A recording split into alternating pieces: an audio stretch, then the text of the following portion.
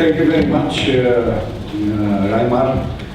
I think you know that our debate today will center around the fact that Euro-Atlantic security is covering the entirety of our continent. And all of us who are on this continent are somehow faced by the challenges which the Euro-Atlantic security is now facing. And I think you know that if one thinks back to the clash of civilization of Samuel Huntington's, and probably these days many of us have gone back to try to see whether this is warranted or not, or to what extent it is warranted, if it is warranted, I would say that we have come with the conclusion that the conflict during the Cold War between us has been the wrong conflict, because we all belong to the same Western civilization. And I don't think you know that this has been changed. At the same time, I think that what has happened in the last days is reinforcing this idea that Europe in Euro-Atlantic security is indivisible and we have to react to defend it together. Now, we have first round is statements from our colleagues here, and I would ask you to stay within the limits of 5 to 7 minutes each. Then we'll open up the debate amongst ourselves, and when we finish that debate, then we'll open up for questions from the audience. So I would like you to stick to the time, because always, you know, a moderator is the timekeeper, mainly the timekeeper of any debate like this. And I would start without much ado and asking Mikhail Gahler, my colleague from the European Parliament, to initiate our debate. Well, thank you very much. Thank you, Ioan. Well, when I look at the challenges and threats that face us collectively today, I've always argued that from a European point of view, how can we be best in bringing our contribution, have our part of our transatlantic security architecture, the European pillar. That has been my major concern, how to make that better, to look from, if we look from an American perspective, to get away from this patchwork that we comprise, that we are actually for our partners, and become a more solid and a more efficient partner. Looking at the, it's the summed up budgets, it's not the collective budget, but the summed up budget of defense that we spend around 190 billion to 28 EU member states. If we look how that is spent, I think there's no area of policy where the cost of non-Europe or too little Europe is as high as in the area of defense. And I really wonder whether we can afford spending in the way we have afforded over the last decades. And I think we cannot, given the current threat and challenges, we cannot afford simply to do it in the old way that we've done it. And we have, in principle, the necessary instruments also on the European side. We could activate those provisions in the existing treaty that have not been activated for those who want to be more efficient. Permanent structured cooperation, I always know that on the British side causes some resentment or some hesitation, but I think if there are some who are better if they work together, they should not be prevented to do that. And when it's about the possibilities that we can actually could activate in having better planning together, better procurement, more common procurement and other issues, and in this area I think we could deliver better to secure with limited funds, and in the face of increased threats we could deliver better. And that is what I'm aiming at. And I would like to recall that France today has invoked Article 42, paragraph 7 of the EU treaty. And I quote, if a member state is the victim of armed aggression on its territory, the other member states shall have towards it an obligation of aid and assistance by all the means in their power, in accordance with Article 51 of the United Nations Charter. And now I think it is for us to show this solidarity with France today, as we should show mutual solidarity in the other challenges that we are faced, and not only when we are suddenly, all of a sudden, personally as a state, directly concerned. If I speak about the refugees, we have heard for 3 years the pleas from Italy, from Greece, from Malta to the others to have some kind of obligatory distribution process.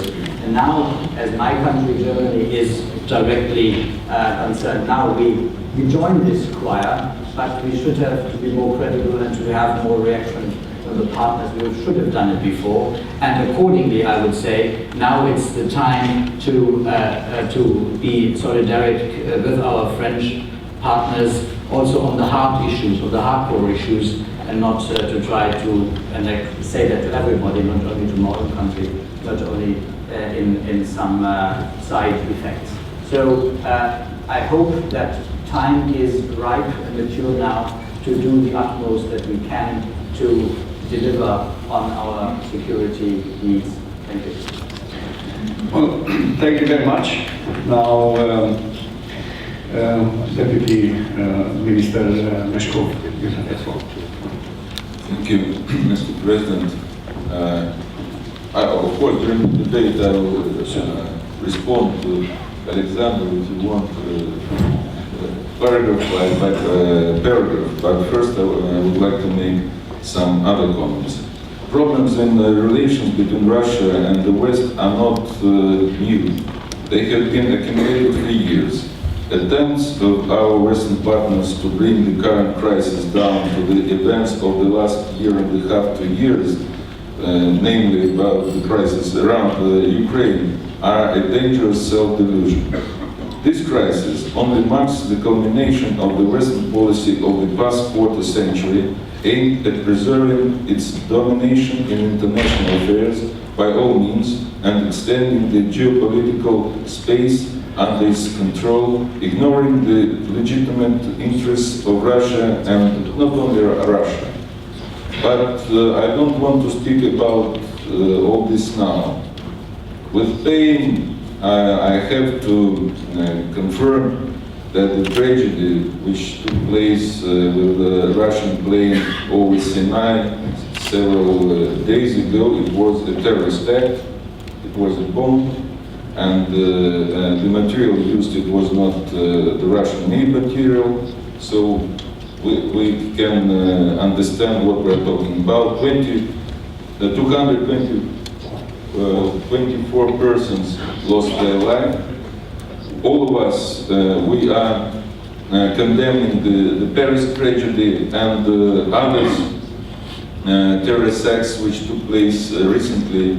And all these tragedies once again showed us the necessity to unite our efforts in combating real threats to the mankind, instead of speculations about inexisting challenges. What else could to happen to convince all of us that the times of the Cold War and strategy of deterrence are to be part of our past and not of our future? That we have to exclude from our policies double standards.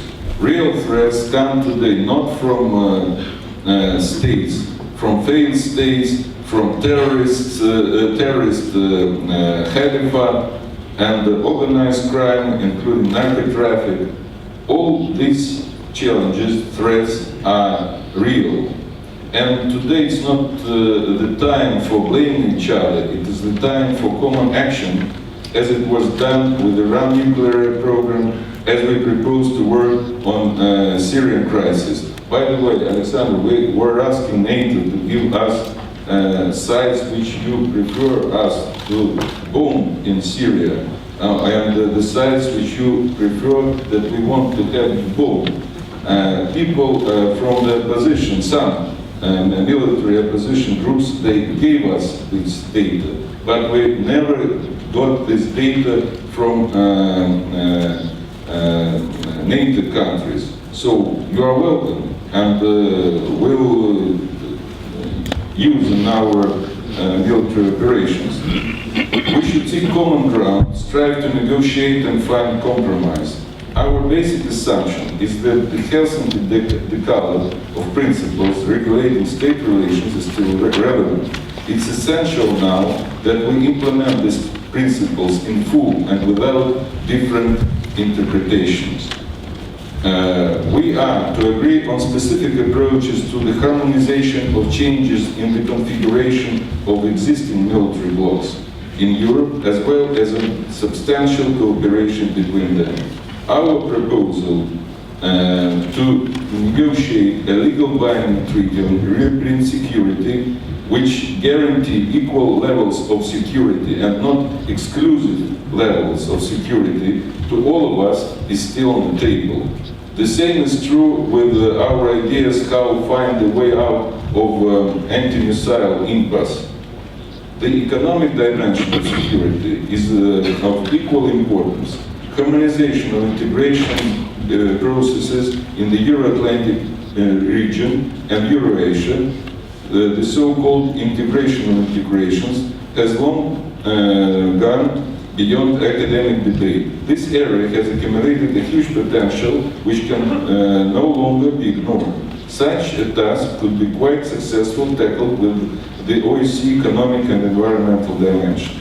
It is encouraging that a growing number of partners show interest in starting substantial work in this area. By the way, on the 13th of October, representatives of Eurasian Commission presented their proposals to the European Commission how to move forward on this area, in this area. We also need a common understanding of the rules in the humanitarian sphere, including protection of rights of persons belonging to national minorities, refusal to condone extremism and all its manifestations, and practical implementation of the commitments on freedom of movement.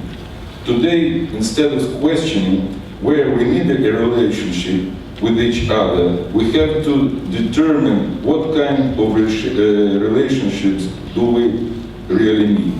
It is quite clear that competition in international affairs is a natural phenomenon. It is absolutely normal that every state and group of countries seek to contribute to shaping the world according to their own understanding and pursue their own interests. But it should be done in a civilized manner, in accordance with the rules same for all and not to the detriment of other actors on the international scene. It's no longer possible to fence oneself from the threats by means of such safe havens as, for example, the EU or NATO. A simple example is the current migration crisis. As you see, there are many problems, but we believe that all of them can be solved. There is no reasonable alternative to improving relations between Russia and the EU or between Russia and the United States. Thank you. Thank you very much, Deputy Minister. Now I'm asking Director Schulz to take the floor. Thank you very much, Chairman. First of all, we talk about the new challenges, and I would like to underline that indeed, from our point of view, these challenges are truly new because we are faced with an unparalleled high number of simultaneous crises. If you just think back 2 years ago, we discussed security in very different framework. The security landscape has changed pretty dramatically in just 2 years, which is historically often a very short time frame. The Russian annexation of Crimea has happened. We have seen the strengthening of the so-called ISIL. We have been faced with huge migration problems never experienced before. So we're really in a new security situation. But at the same time, the established patterns and structures of order that we have been used to don't seem to work anymore the way they used to work. For example, I could give many examples, but just one example. If you look at the Middle East in a broader sense, we have to see that the Middle East, as we knew it for decades, is probably not going to exist the same way anymore as we knew it. And we have to face that we have to deal with a totally new emerging Middle East, and that is something quite radical and quite new. How do we meet these challenges? Well, first of all, I would like to say, also for Germany, we feel that the European security architecture in general is still the cornerstone that we rely on, and we are very comfortable with that. And that is for us, from a German point of view, the European integration process, that's the North Atlantic Treaty Organization, and that's of course also the OSCE. So we don't think we need a new security architecture, but what we do need is to adapt the institutions and processes that we have. And Vershbow has already talked about the adaptation of NATO. We fully agree with everything he said. We need to put much more emphasis on collective defense. This is a reality that we need to face, and we have started this at the Wales Summit, and we're going to see more implementation in the run-up to the Warsaw Summit. And Germany is taking this very seriously. We also take the fears and concerns of our Eastern and other allies extremely seriously, and that's why Germany has also been engaged in the short-term reassurance measures of NATO, and as well as in the long-term adaptation measures of the alliance, and we're going to continue to do that. That is very important for us. At the same time, we also feel that the other two core tasks, collective defense is one, the other two core tasks of NATO as defined in the strategic concept, that is crisis management and cooperative security, also still play a very important role. Crisis management, I just mentioned that we are probably going to extend the operation of NATO in Afghanistan, of course, something that has been there for a long time, but as the latest developments in Kunduz, for example, have shown us again, we need probably to stay a little bit longer in Afghanistan, and first decisions to that extent may happen in a few weeks. And cooperative security is also something that is still an important fact. We want to have a good relationship with partners, including Russia.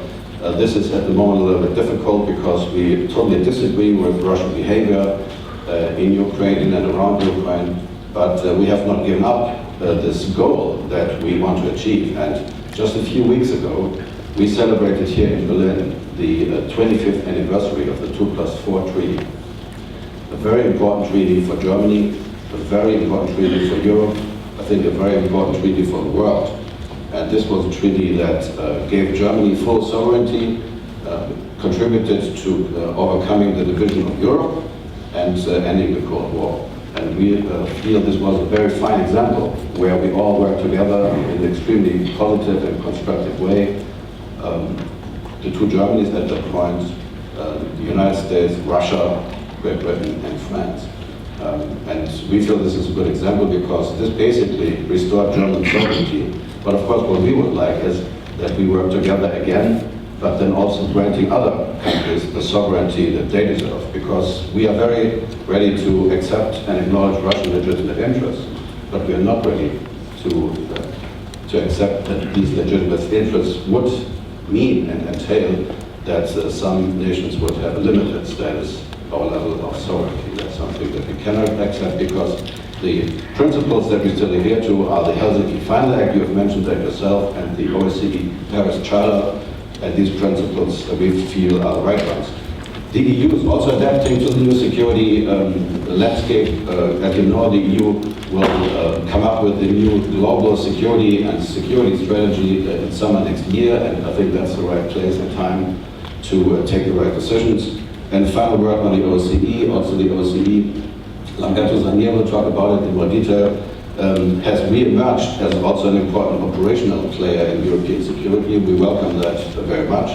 And Germany has decided to take over the chairmanship of the OSCE as of the 1st of January 2016. And we really take this very seriously.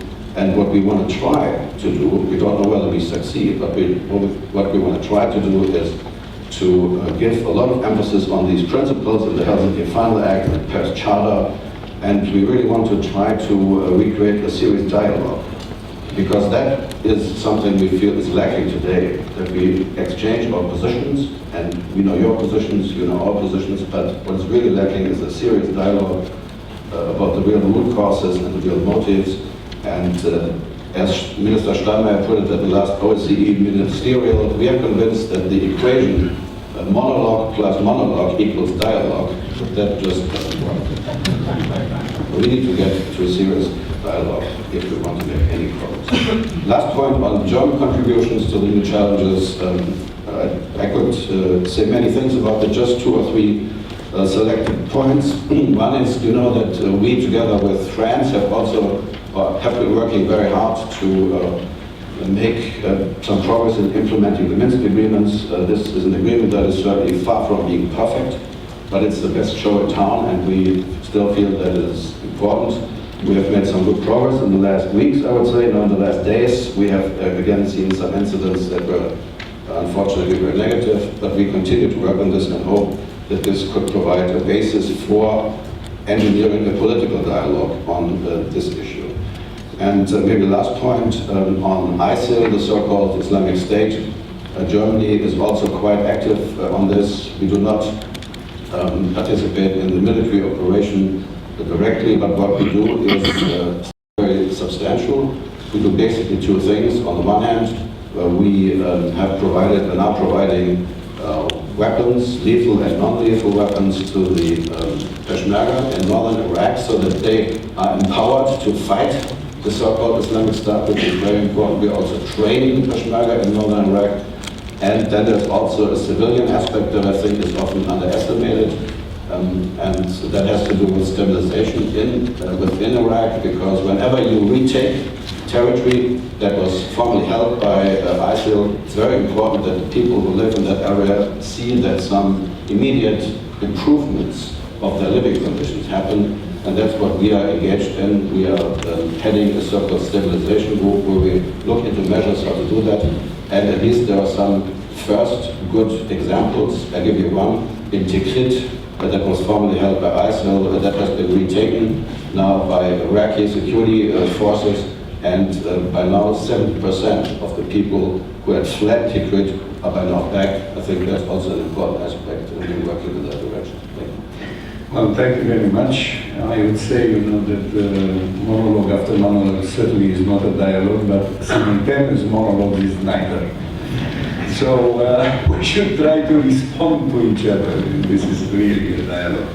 But you are right. I'm wondering personally, you know, if we continue to say ISIL, if it's not a sort of unwilling indirect recognition of the fact that this is a state. It's not a state, it's nothing, but we should, perhaps, you know, Daesh, and I personally decided, you know, to use Daesh more than ISIL would probably convey the right message. But as you brought into discussion the ideas of maintaining the current infrastructure and architecture, institutional structure, and then, you know, see how we can adapt it. This is something which is worth pursuing. So Ambassador Vershbow will intervene into the discussion, and therefore, you know, I go directly to Ambassador Wood, and I'm asking him to deliver his statement. Thank you very much, Mr. Chairman. I think you may have done this already today, but as I'm a new arrival, I start by expressing my condolences and those of the British government for the victims of the dreadful attacks.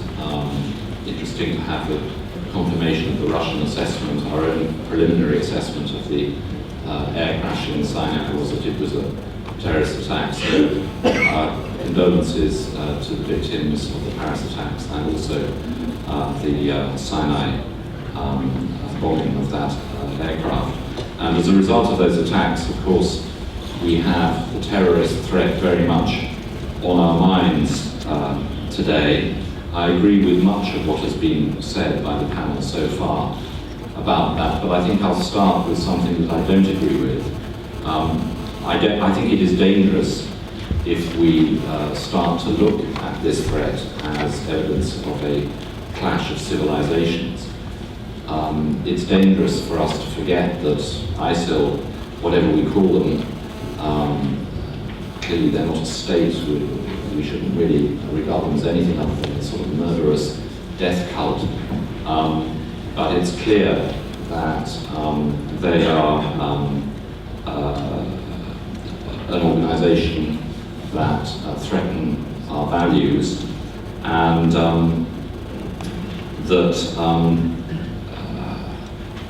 that they are as much of a threat to Muslims as they are to our own societies. They have killed tens of thousands of Muslims in the region.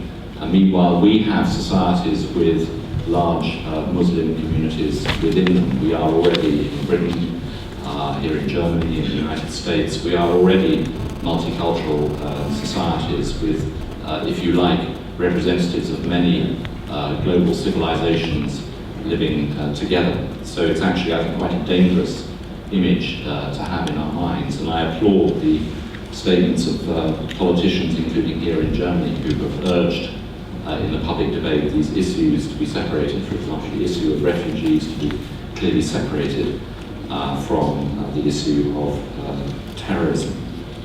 I'd like to draw attention to some things which are being said in London this week in response to the terrorist attacks, because the first requirement obviously is to increase our ability as countries to work nationally and also to work with each other to prevent such attacks. So the Prime Minister announced last night, David Cameron announced last night, that we would fund an extra 15% of staff for our security service, our intelligence service, SIS, and our signals intelligence organisation, GCHQ. Also that we would double our spending on aviation security. He also announced, incidentally, that we would ensure that at least half of our international development spending, and we still hold to the important principle that we spend 0.7% of our GDP on international development, and at least half of that we will ensure is spent on stabilizing fragile states to try to deal with some of the root causes of the terrorist threat that we face. We also think it's very important to intensify our ability to work together, both on the intelligence and security net and on law enforcement channels, to prevent terrorism. We would like to see, for example, better use of passenger data, air passenger data, increased information sharing, better joint efforts to crack down on weapons smuggling. And we in the UK are trying to establish a legal framework that will allow the intelligence and security agencies to do their work in keeping us safe. We all face, I'm very conscious of this here in Germany because there's such a lively debate about it, the challenge of balancing public concerns about privacy with the need for our security authorities to protect us. And the government has recently introduced in London a new legal framework that has been discussed in our Parliament that would strengthen the abilities of our intelligence agencies and security agencies to track online communications and more effectively investigate terrorism. Unfortunately, we can't, as the chairman was suggesting, just focus on the terrorism threat to the exclusion of others. We also do face more traditional security threats in Europe, as the violation of Ukraine's territorial integrity very sadly reminded us. For the UK, NATO and Article 5 remains the absolute cornerstone of European defence and security. And I agree with the others who have said that the challenge here is to help NATO to modernise and adapt. We don't need a new architecture, but we need to ensure that NATO's doctrine evolves, and we hope it will evolve further at the Warsaw Summit. And in the meantime, the UK is participating in a range of activities that are designed to maintain NATO's clear deterrence of violations of territorial integrity, such as the Readiness Action Plan, the Very High Readiness Task Force, air patrols over the Baltic states, and so on. And the last point I'll make is that the UK is going through one of our 5-yearly big reviews of our strategic interests and our defence policy, and I want to pick up a point that Herr Gahler made a little earlier.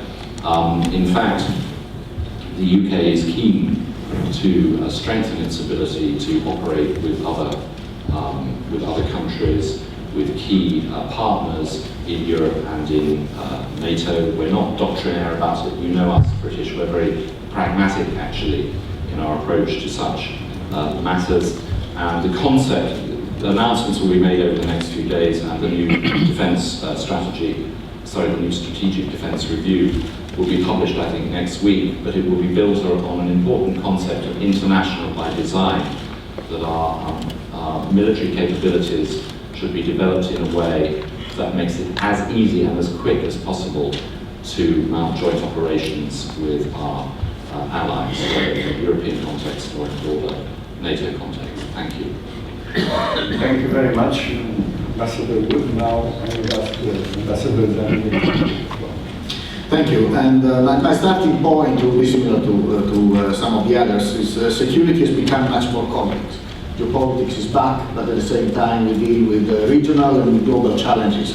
This is all accumulated on an agenda. We need at the same time to address many different issues, but with the complication that one has an impact on the other. For instance, geopolitics weighs on the agenda and is making a complicated discussion of the other issue. So the way I see it, and looking at the agenda of the OSCE, has as main features the fact of being inclusive of the broad community in its own space, basically the Northern Hemisphere. It is an organization that is composed of no like-minded countries. Countries have very different political agendas and also different security perceptions. But at the same time, it's countries that have given themselves common rules and the Helsinki principles that have been mentioned. But then we are in a phase where some of these rules are being challenged. There is discussion about violations and there is discussion about reconfirmation. So the way I see an agenda is an agenda where we have a number of imperatives, where we have certain challenges, and where we have a number of opportunities. The imperatives is to make sure that we have a full reconfirmation of the rules. So that we need to make sure that in the international community we carry on the basis of the principles that we have established together. And this year is the 40th anniversary of the Helsinki Final Act, and it seems to me from talking to everybody that there is a willingness, in fact, or there is no agenda to change the rules of the game. But then, of course, we are facing violations, we are facing conflict, and we need to deal with that. So that's where the challenges come in. The challenges are, first of all, to transform the monologues into dialogue, to go back to a point that we made, to understand what are the root causes of the problems that we face. Why are there different perceptions on these principles? In fact, what we are seeing today in Ukraine is not a new development in a way. We in the OSCE, we have seen a number of crises over the time that were pointing to the fact that the relationship, the development relationship within the organization was not as smooth as we would have wanted to see it, trying to build a kind of a common security space encompassing this whole broad area. And we had all sorts of problems, from Kosovo to Moldova and Georgia, the Southern Caucasus, which accumulated over time. Some of these problems also hampered some of the broader processes. The process of adaptation of the CFE Treaty and the ratification of that was blocked, mainly in relation to some of this unfinished business in relation to regional issues and the different perception. And not enough of an effort was made to clarify or to try to start a more positive dialogue about solving these problems and connecting the dots. So that remains an issue of rebuilding trust and promoting more reconciliation in the space, which is more difficult today because of the polarization and because of the return of geopolitics. We have established in the OSCE also a panel of eminent people chaired by Ambassador Schindier, but he is finding it tough because he finds these obstacles also in his own work to try to redefine in a way the priorities and the policy for the broader community. Of course, it's focusing on the OSCE. He didn't even manage to get an agreed mandate by all the countries of the OSCE because some even didn't agree to starting that kind of process because of the violation of the fundamental principles. So these are the challenges that we face, but there is a way forward, and I think engaging in the direction also that the future chairmanship Germany is indicating is the right way. Then there are also opportunities. In the OSCE, even with the conflicting agenda, the different narratives and the opposing visions, we found a space to act on these various conflicts, and in particular on Ukraine. And on Ukraine, we found the political space for political process, which is of course challenging as of itself, but where a number of high-level politicians, starting from the Chancellor here in Germany, have invested a lot and continue to invest to give an opportunity and to create an opportunity for a reversal of the crisis. And we've engaged on the ground with a large number, actually with an operation that in itself is interesting. It's a purely civilian operation, but with very strong peacekeeping flavor. We're looking now at expanding the activities, even though, as it has been pointed out, we're going through a phase that is slightly more complicated in the last few days, but we've had now, since the 1st of September, a generally observed ceasefire. We've seen withdrawal of heavy weapons to a certain extent, not as much as we would like to see. We still face problems with our monitors of access to all the areas we would like to have access to. But in general, the dynamic has been positive on the ground, and we hope that that dynamic remains, and in spite of these last few problems. And we can continue having a space also to contribute, also through our presence on the ground, to stabilize the situation. But also the larger, if you look at this diverse community and the challenges that we face, take Syria. There is a lot of focus on Syria and ISIL, but part of the focus is because of geopolitics, once again. But the problem doesn't end there, and Paris showed it very clearly. We have problems in our societies. The problems in our societies in Western Europe, we have them in the Western Balkan, where we operate, and in the Southeast Europe. We have them in Russia, we have them in Central Asia. I was recently in Central Asia. They have a serious problem for foreign fighters from those countries. So we need to get together and to use all the platforms we have, including the broad OSCE platform, to put these issues on the agenda. We are working on many things, on things that have to do with the root causes of these problems. Looking at what is generating radicalization, marginalization within our own societies. And the issues we have a dialogue with a number of Mediterranean partners who are interested in discussing that, and they say, even the issue of migration, they say it's not about quotas or not only about quotas and managing the surge. We want to discuss the long-term issues related to that, or the root causes of that. So also there we have a platform for debating these broader issues that should be used. And this is bringing back the issue of relationship with institutions. I don't think we need to change anything in the European security structure, but the relationships, yes. The EU, for instance, tended progressively to see the OSCE as a kind of a partner organization.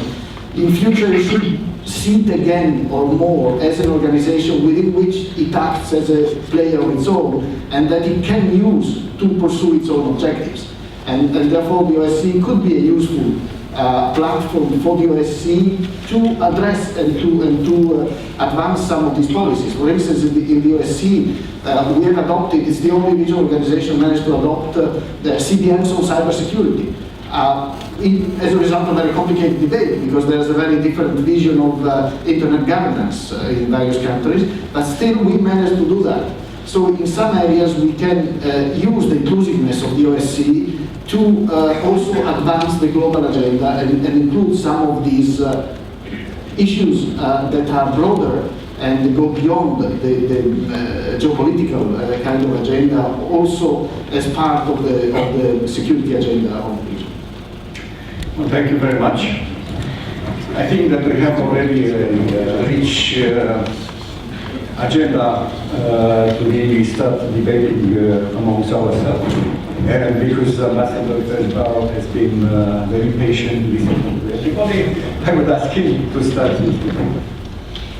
Okay, well, thank you. I did have an unfair advantage in getting to give a full-fledged speech, but I did want to join this discussion because a lot of interesting points have been made. Don't agree with all of them, but I would start with the complexity of the security environment and the multiple challenges that we face. And General Sherk said, as I finished, that shouldn't it be terrorism and the Islamic State that is our number one priority? It should be among our top priorities, but we really can't choose. We have to deal with all these different problems simultaneously. We just don't have the luxury to choose. But certainly dealing with the threat of terrorism and this phenomenon, Daesh or ISIL, or whatever you want to call it, it is even more pernicious in many ways than Al-Qaeda. This aspiration to become a state, which is, and to establish the caliphate and expand territorial control, is very dangerous to the stability of the whole region. The whole network of independent states and international borders in the Middle East could be disintegrating before our eyes if we aren't successful in rolling back, breaking the momentum of the Islamic State, and ultimately defeating it. So it requires certainly the broadest possible international cooperation. Many institutions, individual nations have to address this threat on multiple tracks. We have to deal, of course, on the military track to try to stop their momentum and reverse their gains. We have to stop the flow of financial resources and weapons and other material that they are using in this war.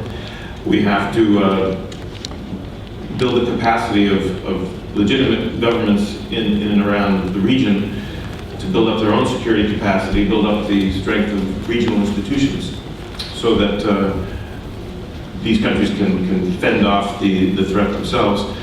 And then, of course, there's the broader ideological battle, which ultimately has to be led by the Islamic world. We can't fight this battle for them, but I don't think this is a clash of civilization, but it is a war within Islam. And we have to do everything we can to encourage the moderate voices in the Islamic world to stand up for the true interpretation of their religion and try to counter the appeal of ISIL that is leading to the recruitment of so many people, including from our own countries, including the perpetrators of these horrible attacks in Paris. So Russia, I would love to see Russia as a genuine partner in this effort. As I said in my remarks, we still don't see Russia as pursuing the same objectives. Maybe the fact that we've now heard that they've confirmed that the destruction of the Metrojet was a terrorist act, the horror of the Paris events, which evoked for me memories of the Dubrovka terrorist attack in Moscow, which was one of the most painful moments during my time as ambassador, but brought our countries together. Maybe we can pivot to a more common approach against the Islamic State. But the other point I would make, though, is that even if we can work with Russia more than we are now, because I didn't mention the diplomatic efforts, the meeting in Vienna was encouraging, but we still have a long way to go on coming to a common platform on a political solution.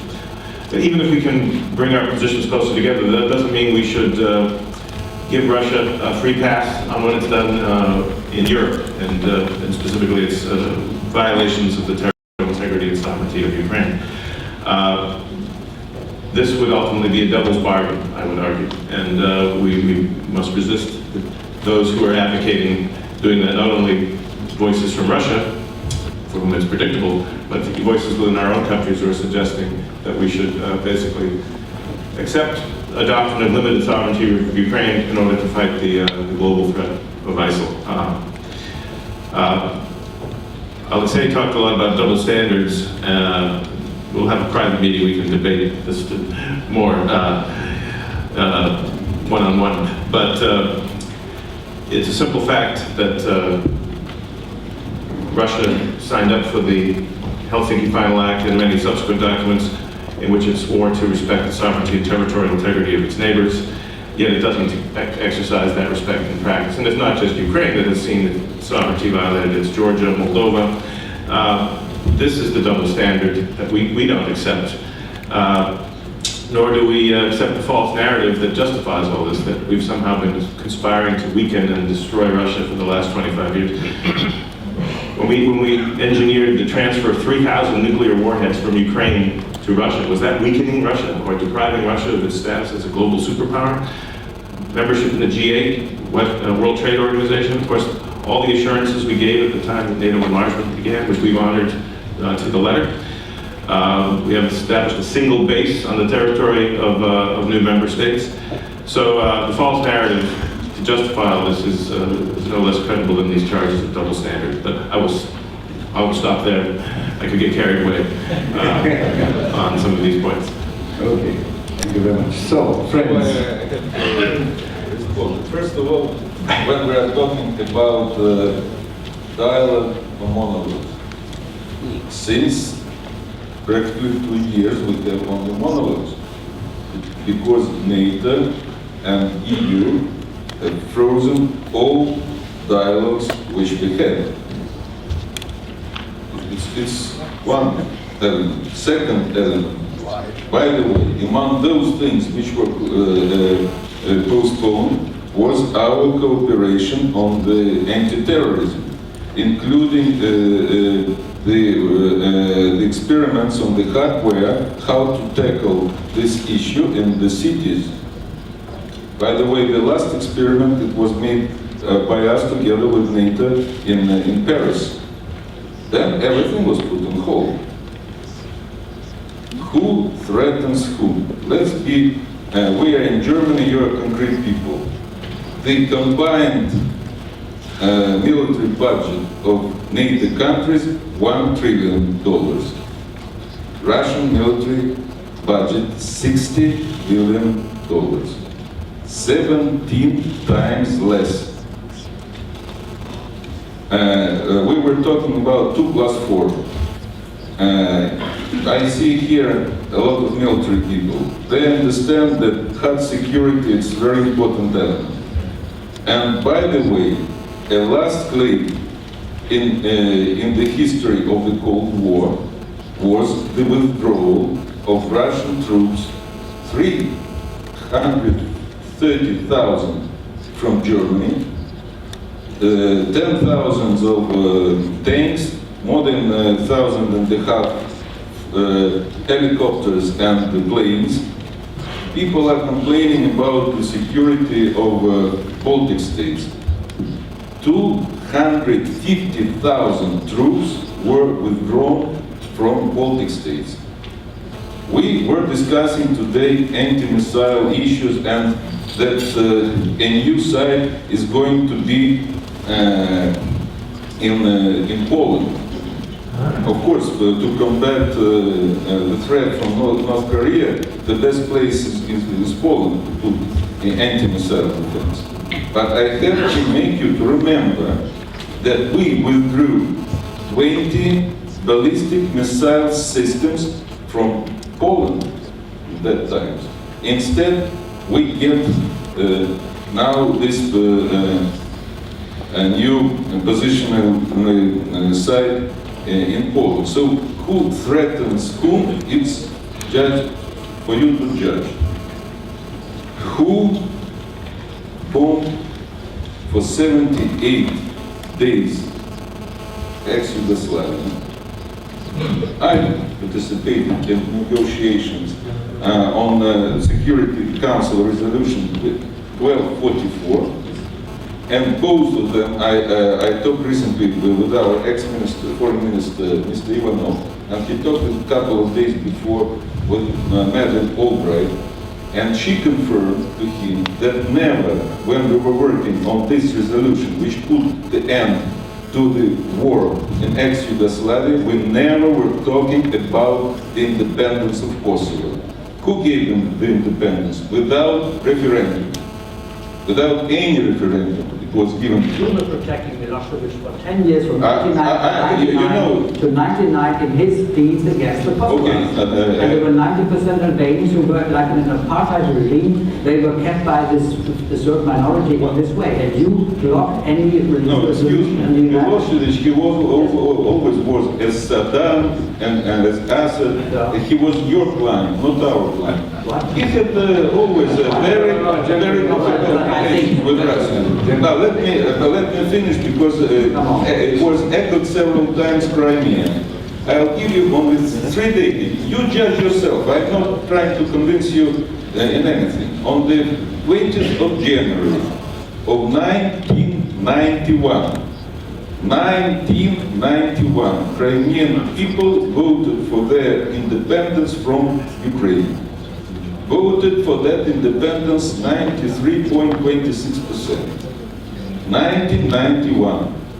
On the referendum in 2014, voted for independence from Ukraine 95.6%. You believe your own propaganda. Come on, please.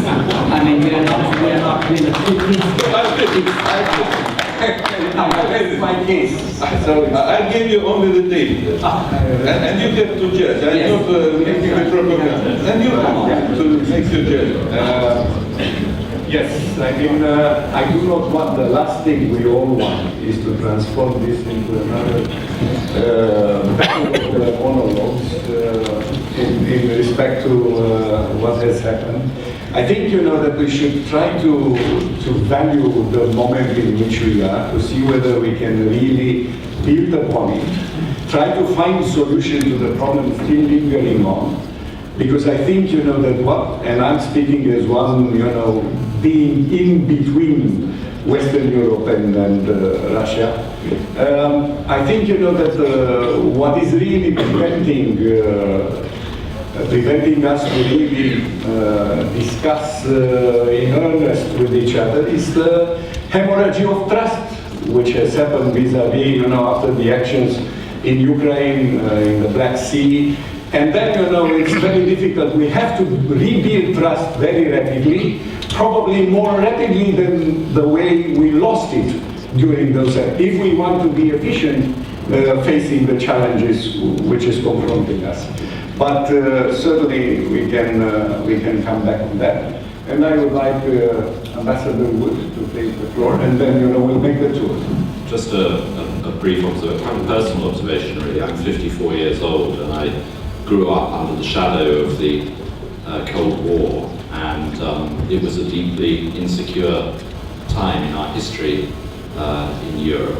And there was a sense of enormous relief when it came to an end. Finally, we could be free of this confrontation, and we could define our interests together rather than in opposition to each other between East and West. And I have to say, I mean, I think the Russian Vice Minister is doing a tremendous job here of trying to defend the indefensible. From my point of view, just as someone who's grown up in Europe, let alone as a representative of the British government, it's impossible to defend in today's world the violation of territorial integrity which we saw in Ukraine.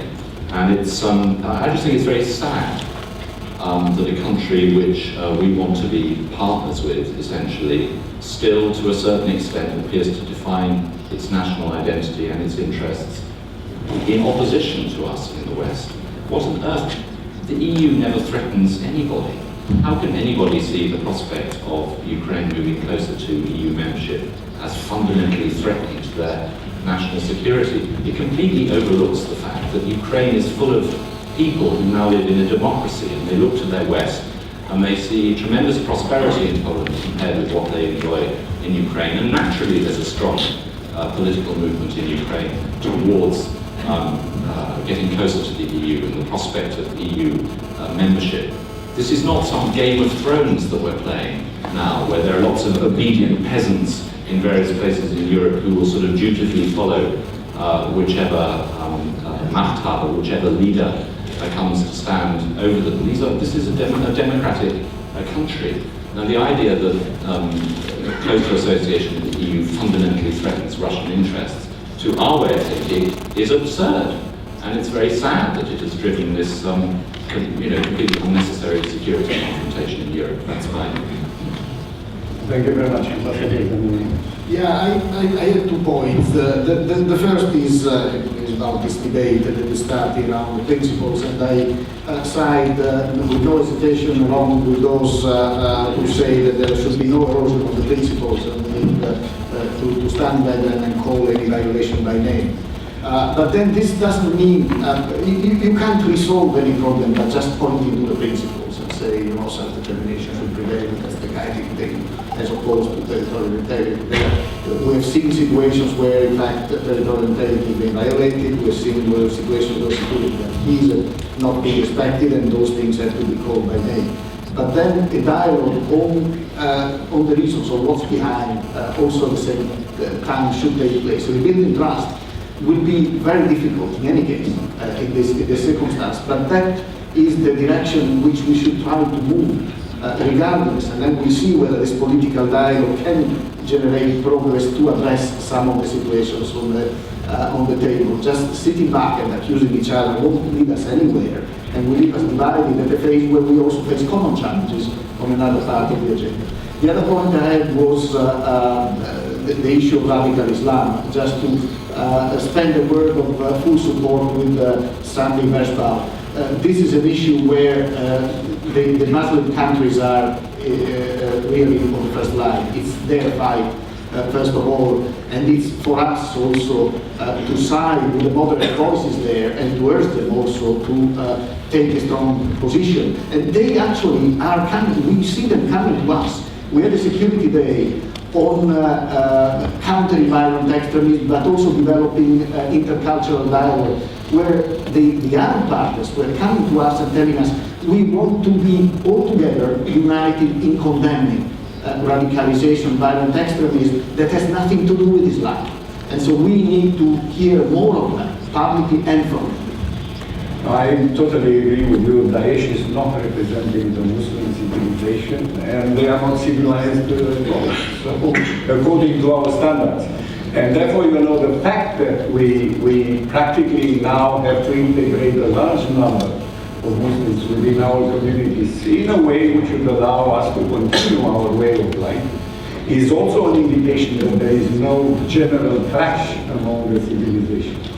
But, and I agree with Ambassador Wood when he mentioned this, but at the same time, I think, you know, that we have to look at this subject, you know, from every corner to find out, you know, that everything is being taken care of to our capacity in order to prevent tomorrow something else coming and confronting us with an insolvable problem. So, Director Schulz, you have the floor. Thank you. Just maybe one more point. I think if we, coming back to our relationship with Russia, if we review this in a broader sense, I think not everything is bad. It's not just a totally, let's say, devastating picture, because outside of Europe, we are actually cooperating on a number of very important issues in a very constructive way. I just want to remind us that just a couple of weeks ago, after more than 10 years of negotiation on the Iranian nuclear issue, we made tremendous political progress. We really came up together with a very important document. We are now in the process of implementing that. But I think this is a tremendous diplomatic success. And in spite of all the differences we have on other issues, we work together with other partners, including Russia, in a very constructive and very good manner. So all I want to say is, it is still possible that we cooperate. Now on Syria, on the diplomatic front, we are trying to come up with some initiatives, and we are, I think, on a good path. Of course, it's very early in the day, but at least the fact that the Vienna meeting was positive, I think, is also a step in the right direction. So again, it seems to show it is possible that we work together. But this is all outside. When it comes to the European security issues that we're talking today, we are, and as this discussion has shown again, on different universes when we have our different narratives. I mean, you have your narrative, which we don't agree with. We have our view that you obviously don't agree with. And I don't want to prolong this, but just one word I have to say, and that is, when you accuse the EU and NATO and the United States and Germany. No, but I'm not judge. Good. Okay. That's what the prosecutor. That's what the prosecutor. Okay, I'm not the prosecutor. I'm not the prosecutor. You slightly criticize. And I want to say, you know, if we talk about these things in a, let's say, in a grown-up manner, we can talk about issues like, well, could we have done better here? Could we have been better there? And of course, I would say, if you review the last 10, 20 years, I would also say, yeah, sure, that EU and NATO, I think in general we did the right thing, but of course one can discuss whether at this or this juncture we could have done better. Sure, absolutely, one could have this discussion, but I think there's one very fundamental difference. And the fundamental difference is that neither the EU, nor NATO, nor any of the member states or allies has ever annexed foreign territory. And this is something that you have done in Ukraine, and this makes this whole thing so very, very different from anything else. This is something that it's so different. So I hope that we can, through other cooperation outside of Europe, maybe we can come closer again to each other, and that trust can be restored, and that we then also get into serious business on the European side. I'm sure at some point we will have a, let's say, more normal discussion again. If one would have asked 25 years ago, what's the most important, what's the most pressing issue that nobody can solve, everybody would have said it's the German question. And everybody was convinced this wall will stay, the German question just cannot solve it. I think history proceeds and we will move on, and I'm sure at some point we will have, let's say, more rational discussions again. We're obviously not quite there, but I'm confident and we just have to work. Thank you very much. Now, let me say we would still have 7-8 minutes to, yes, to really, to 1:15, because then at 1:15 I would like the audience to start asking questions, and then I would ask now Mr. Meshkov, and then Mr. Gahler, and then, Sandy Vershbow, to conclude the debate amongst ourselves. So, let me our British colleagues said that we are alone for a long time in this business. I took part of the first Soviet diplomatic delegation which came to Berlin after reunification. And we were celebrating the reunification with our German friends. There was no place, it was some kind of Japanese center or something like that, where our negotiations, consultations took place. So for me it's strange that we Russians were so happy with German reunification, and you prive us from the possibility of reunification of Russia. I can ask everyone in this area, in this room, whether they knew that Crimea was the part of Ukraine. But I'm not talking about this. I'm not talking about annexation. I'm talking about legal procedures, and all those legal procedures were taken. And nobody here is talking that this story took place after military coup d'etat in Kiev. And people were really frightened in Crimea. They know what the people from right center are.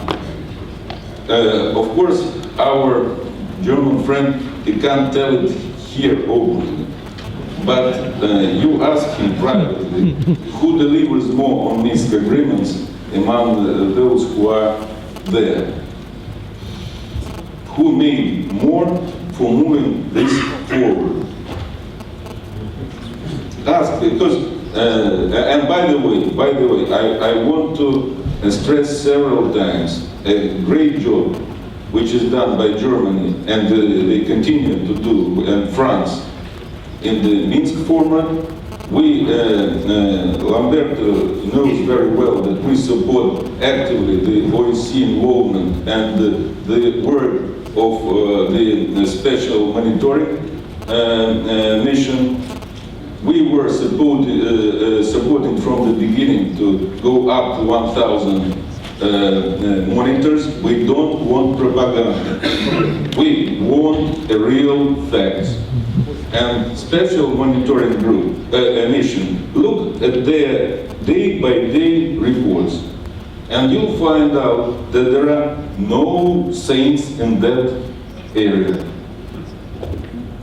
Data is more or less, well, one day they didn't find more tanks on Ukrainian side, next day there are more, but it's more or less equal. So it's very easy to blame everything on the one side because it is,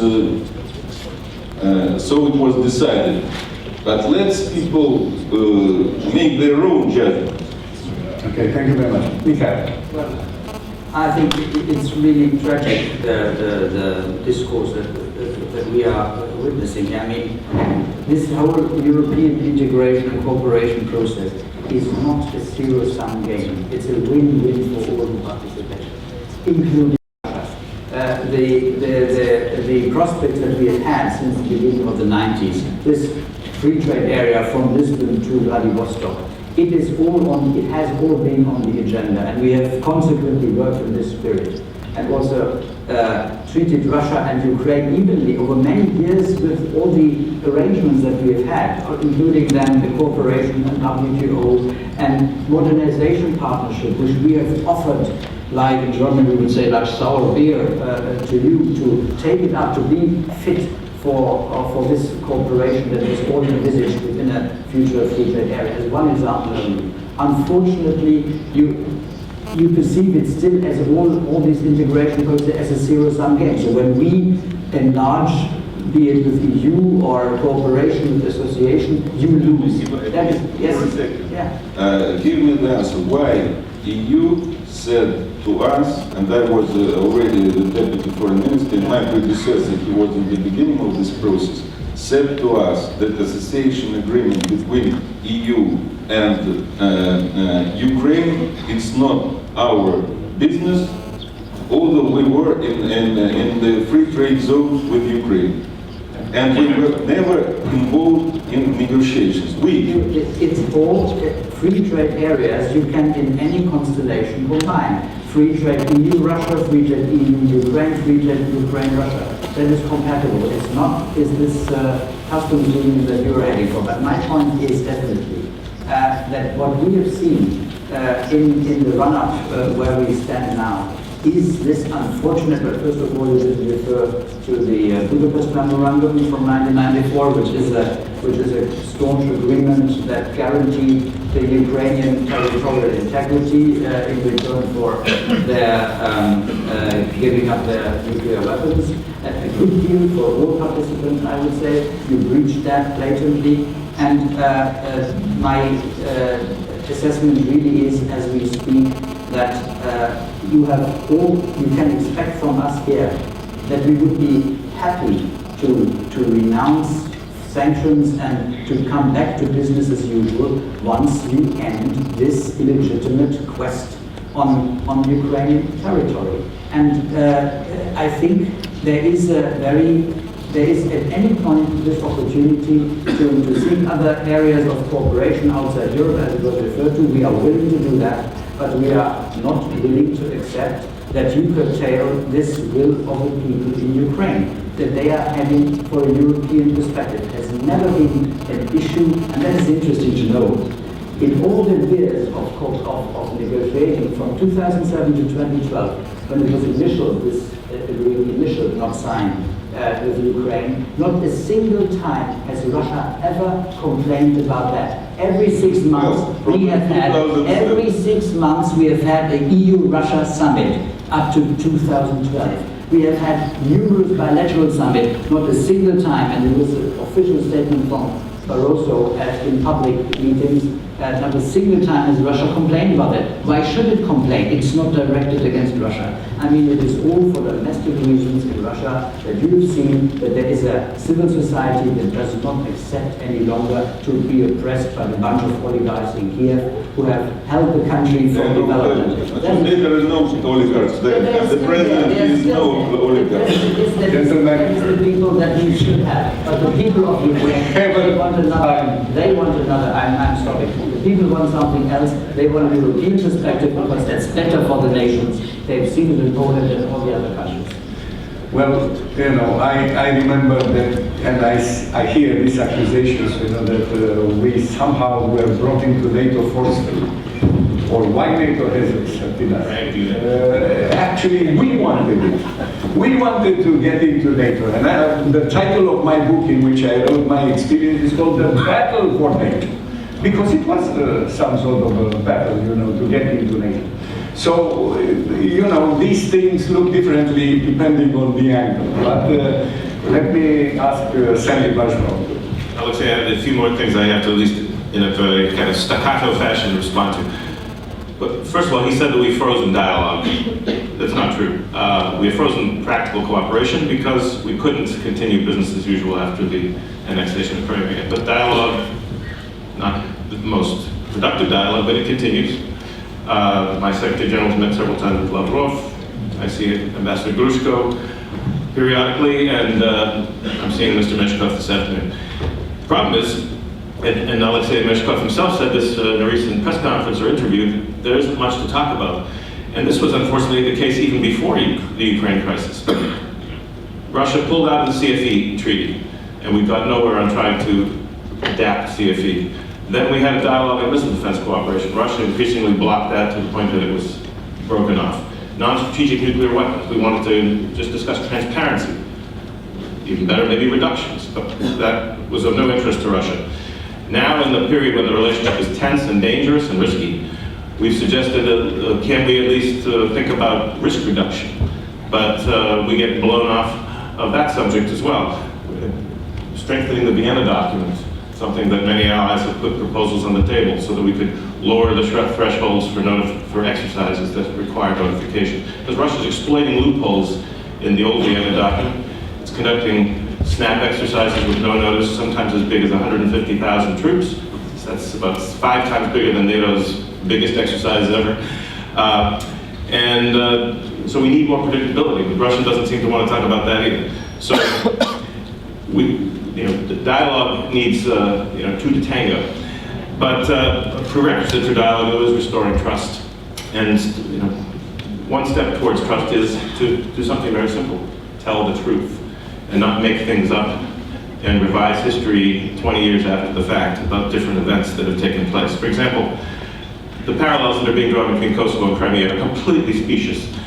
Kosovo was regulated by UN Security Council Resolution 1244, which called for a political process to determine the final status, and there were 8 years of diplomacy. This was a very, very arduous and continuing process. What happened in Crimea? It took 8 days, completely false, illegitimate referendum, so-called, with the only right-wing extremist parties from Europe serving as observers. It bears no resemblance to due process. And by the way, if this is the reunification of Russia, well, why not bring Crimea back into Turkey, which was a previous owner of Crimea?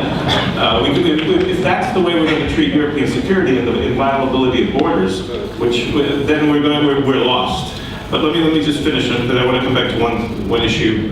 This issue of the military coup d'etat in Kiev. There was no military coup d'etat in Kiev. There was an agreement brokered by Minister Steinmeier, Sikorsky, and with the participation of Lute and Minister Fabius. The first thing required under that agreement was to amend the Constitution, so to restore a more parliamentary or prime minister-dominated system rather than presidential system. And that was done by the parliament. Next step was supposed to be signing that into law by the president. He failed to do that, so the reason why there had to be a new interim government and new elections is Yanukovych violated the agreement and fled the country. So let's not make things up. Now, the thing where I'm particularly disturbed about Russia making things up is on missile defense, which we heard a good speech from industry on that. But we've never said that European missile defense is about North Korea. It's about threats from the Middle East. And if you look at the map, if you draw a line from Iran or Syria to Paris or London, that line passes over Romania. It passes over Poland. We can shoot down missiles from the Middle East from those locations. What we cannot do is shoot down Russian strategic missiles aimed at the United States, because the Earth is not flat. The Mercator projection of the world is very inaccurate. A Russian missile going to the United States doesn't go to the left, it goes up. And missile defense located in Romania, which will open this year, or the future site in Poland, have not just marginal, they have zero capability to shoot down Russian strategic missiles. Yet Russia continues to describe this as the major threat to strategic stability. It misquotes President Obama. It does everything but tell the truth. The truth is, missile defense is about threats from the Middle East, and we wish we could have cooperated with Russia on this. We put forward an extraordinarily generous proposal where we would integrate our warning systems, integrate planning. We would have common scenarios to deal with Middle Eastern threats. That offer could be revived if we could ever get back to some elemental level of trust, but I'm not optimistic about that. Well, yes. Short historic comment. Alexander, you are not right. Now Turkey has no right to ask for Crimea. I'm not suggesting that, I'm just making the point that you might. Excuse me, let me finish. They could ask the territory of Crimea when it went to Ukraine, because Russian-Turkey treaty was that the territory goes to Russia if, in case this territory changes the nationality, the first one to opt this territory was Turkey. So now it's back in Russia. It's no problem. It's still the territory of Ukraine. Well, let me tell you that... No, they can claim that from Ukraine. Now we will open up, but before that, I'm more and more convinced, that that scientist who said that history is a very difficult thing to predict was right. So I would like you to introduce yourself, and if you have, somebody here on the panel you addressed your question, please mention that. So, sir, do we have microphones? I am Klaus Wittmann, Senior Fellow at the Aspen Institute in Germany. Klaus Wittmann, Senior Fellow at the Aspen Institute Germany and a former Bundeswehr NATO General. And I would address myself directly to Minister Meshkov. I listened very carefully to what you said about the West aiming at dominating Russia's sphere of influence. I also heard President Putin once say that the West, and particularly the US, wants to keep Russia small. And to that I say no. A Russia that would constructively contribute to global and regional problem solving instead of relying on nuisance power and prevention force would be highly welcome, even as a great power. And respect and equal level cannot be enforced. They are gained by cooperation. And there are so many fields of potential conformed interests and opportunities for joint action that I will only mention resolving the so-called frozen conflicts where Russia has the keys, where Moscow has the keys. And together we should strive to overcome what Mr. Gahler mentioned, the zero-sum thinking where allegedly one side can only gain security at the expense of the other.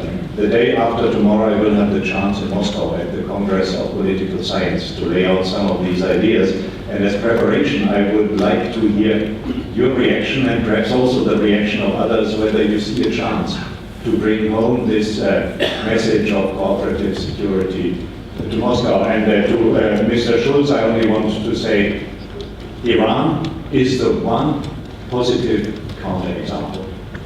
And there should be others, but I don't see them at the moment. Thank you very much. So I think that we should take 2 or 3 other questions and then we'll have to respond. So you have it, sir. So you go to the... My name is Rudolf Frenschner. I'm the secretary of the Liberal Group in the OSCE Assembly. And my question is, what can we do or what can be done in the framework of the OSCE in the situation we have now in order to resolve the problems related to the terrorist attacks? I would like to remember that there was an assembly meeting in July in Helsinki, and the dialogue could not take place because the Russian delegation was only in the standing committee but not in the assembly because of a refusal of some visa to some of the Russian delegation members. And our political group was upset on this, and I think the whole assembly was unhappy with this, just a big mistake to make it difficult, the dialogue between politicians, what can we do in the future? Thank you very much. And there was also one question that the lady over there. And then we'll have a response.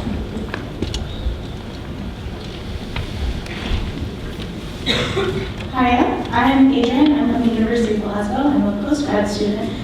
And my question is kind of reflective of my age, to be obvious here. And it really is, does this trust, or rather lack of trust, really reflect a generational issue?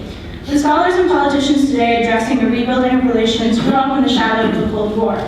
There hasn't been room for new young voices who reflect the movement of globalization within this debate. Rather, we're pushed to the side and seen as idealistic. So really, I ask again, is the lack of trust really reflective of a generational issue that's hampering the prospect for peace? All right, thank you very much. Now we have 5 more minutes, 4 actually, and we will have to give the answer. So, Mr. Meshkov, you have Very short. Sometimes it's our tradition to read from the last page the book. In my introduction was fully dedicated to the elements of cooperation.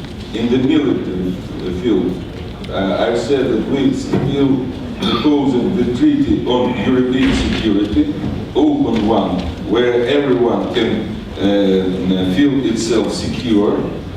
In the field of economy and humanitarian issues, we proposed a common space from Atlantic to Vladivostok, including EU, Russia, countries of Eurasian Union, but also all the European countries which are not members of any of these institutions, to work out our common agenda, common rules under the auspices of the OSCE, because we think the OSCE the best platform for all these things. Yeah, thank you very much. Ambassador Zannier, about for quick points on 4 issues. The frozen conflicts that Russia to cooperate. The difficulty in cooperation we see today is also reflecting on the way we deal with the frozen conflict. And it is tougher in this moment. But the risk down the line is that if we somehow disengage and don't find a way to re-engage in the dialogue with Russia, Russia might move forward in addressing, and obviously it is a very influential player, to try to address some of these things unilaterally from its own perspective. So that's something we need also to keep in mind. We need to work also with Russia on all of these issues. The OSCE in relation to terrorist attacks, I mentioned this in my presentation. We have a department in the Secretariat that deals with terrorism. But of course, we are not in the intelligence cooperation, this kind of hard security was mentioned by some. We're looking more at the longer term issues. We're looking at capacity building, training, especially with some of the countries that have a weaker security governance in a way, to help them also strengthen their own policies. But then we're also dealing with the larger issues, with what we see the problems in the societies, the marginalization of the groups and the sources of radicalization. So that's what a soft security organization like this is good for, and that's what this organization should be used for.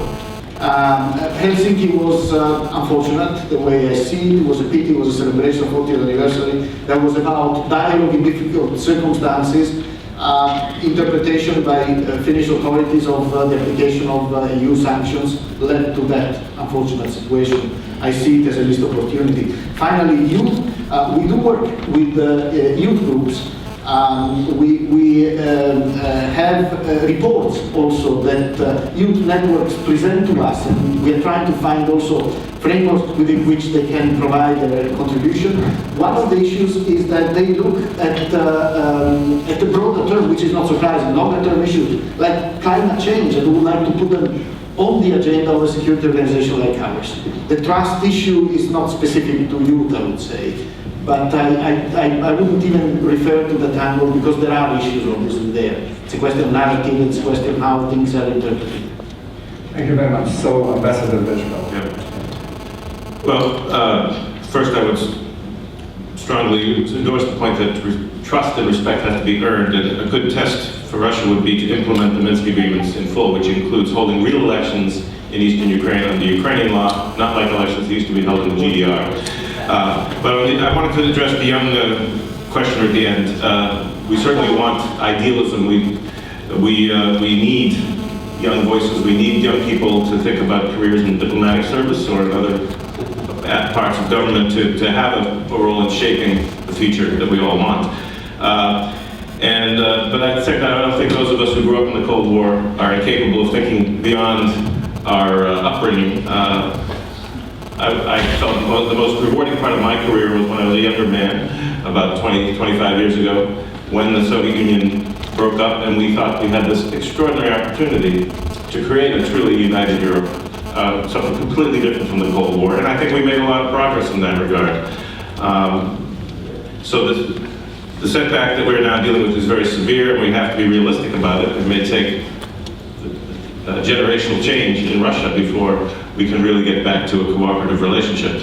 But we should be idealistic, but we also have to make sure that we have a strong defense and deterrence posture as the basis for trying to change the policies of our difficult former partners. Okay, thank you very much. So I would like to thank the panel, I would like to thank the audience for making this debate, so interesting, and now the Brigadier shares for the new announcement. First of all, my congratulations and my thanks to the chairman, Professor Pascu, and to you, the speakers, to providing such a vivid, interesting discussion. And I have the feeling that your message was well taken. There were not one common point of view. We don't have a statement at the end where we can say this is our common decision, but we will continue this decision, or this discussion, and this is important. And we are, from the organizing Vershbow, very proud that we have you here, and we will invite you next year as well. This time it was NATO, it was EU, it was OSCE, it was the nations, Germany, Russia, United Kingdom, United States included in this discussion, and therefore a big applause.